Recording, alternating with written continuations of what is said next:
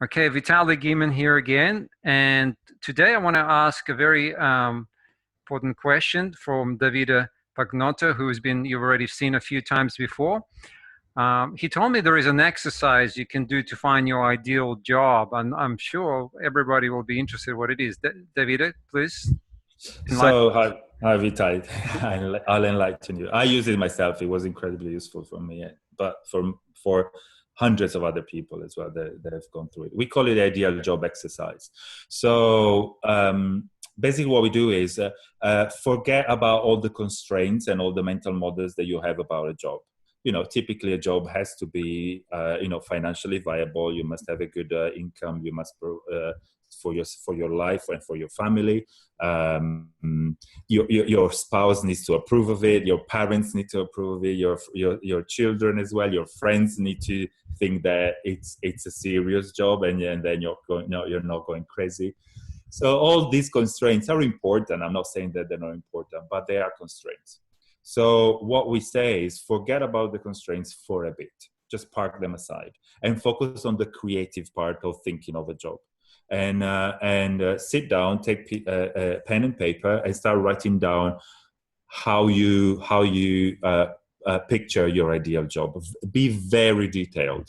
What the office looks like. What I'm wearing when I go to the office. What type of conversations I have with my colleagues. What is the impact that I'm delivering to the community that I'm working for. Be very how much I travel, but be very specific and write it down once. Now, don't expect that you'll get any answer from the first time you do it. Actually, the first time you do it will be a fight against yourself, because while you write what you really like, what you would really like to do, immediately you have the voice, the mental chatter in your head that says, "Oh, this won't make any money," or "Oh, my wife would never let me do this," and things like that. So the first time you do it, it's more than anything else a fight against yourself, a battle against yourself. So you do it once and then you park it there. And after a few months, maybe 3 or maybe more, just pick it up again and continue working on it, or change things, or anyway, continue in that spirit of just being creative. Don't think of the constraints. This can be a process that takes a few years. But while you go through these different iterations, you get more and more clarity of what is really important for you, and what your ideal job. Basically, you need to create it. So that's what you're doing, and there comes a moment when actually, while you're writing your next iteration of the ideal job, the paper will talk to you, and you'll come alive. The paper, the ink yourself will come alive while you're writing the ideal job again. And that is the moment that you know that you found your ideal job. Wow. And that is also the moment when you need to start thinking, okay, so how can I make money from it? What is the right business model? How do I involve my wife into it, etc.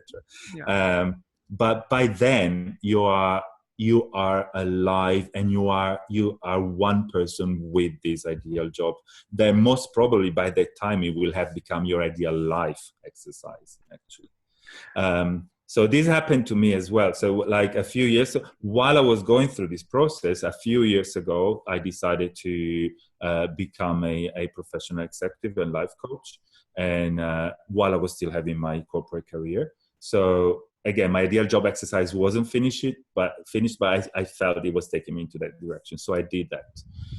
And then like 1.5 years ago, eventually I got to the point where what I was writing was, could identify myself completely in it, and I was coming alive while I was writing about it, and then I followed my ideal life. Wow. Well, there you go. That's the kind of energy. What a beautiful energy and a beautiful deep exercise. And I like how you said it may take you a few years because sometimes we wonder, is like within a second. We're thinking, okay, can I do this exercise and tomorrow I'm gonna. But it's a process, right? And it might take you quite a while, but it's worth it.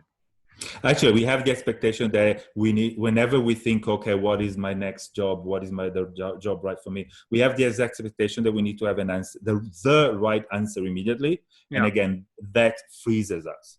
It stops us and from being creative and from being close to our real purpose. absolutely. Thank you so much. I'm sure a lot of people will appreciate this.